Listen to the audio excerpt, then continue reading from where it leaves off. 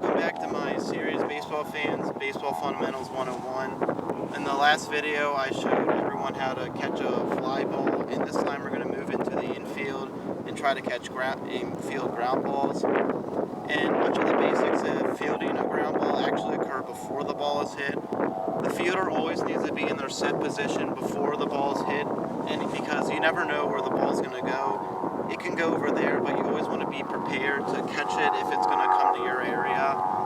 And the position to actually field a ground ball involves a bent down stance with the glove down all the way down to the ground, so the ball will easily go into the glove instead of like going up here. And the fielder should always bend the knees to get low enough to field a ground ball without it getting by. So if you bend your knees, you'll easily adjust to any hops that the ball might take. If it goes straight on the ground, it'll be much easier to catch it on a short hop. You might have to reach your glove at the last second. And when a fielder, I know a lot of fielders today, they try to reach for the grounder ball instead of actually trying to get in front of it with the proper stance. When you do things like this, the chances of actually catching the fly ball are very less than if you are trying to catch it with the proper stance. And many fielders actually try to backhand the ball, which is if you're in position, you go to the other side and do it like this, have your glove out like that.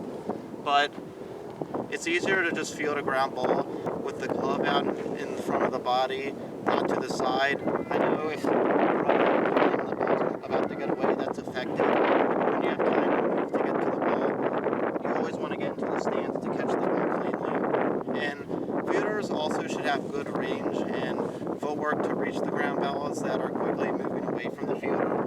So balls may be going that way very quickly on the dirt, so you always want to have good range to be able to catch them and hopefully throw to the other base in time to catch the runner.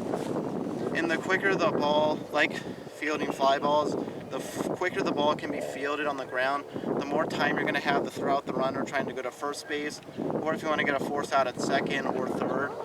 And fielding ground balls involves a quick decisions before the ball is hit, so you always want to know which base you're going to throw it to before you field the ground ball. So it'll make life trying to field the ground ball much easier when you know what base to throw it to after you field it.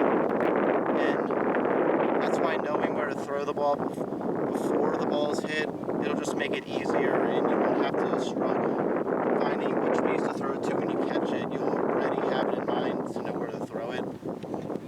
And that's mainly what it takes to catch a ground ball. You always want to have the stance, and once you master that stance, you'll be able to get into your other hand and be able to throw it to the correct base in time to catch any runner. And that's ground balls, and I hope you join me next time when we explore the first base position and all the aspects and duties that the first baseman has in the infield.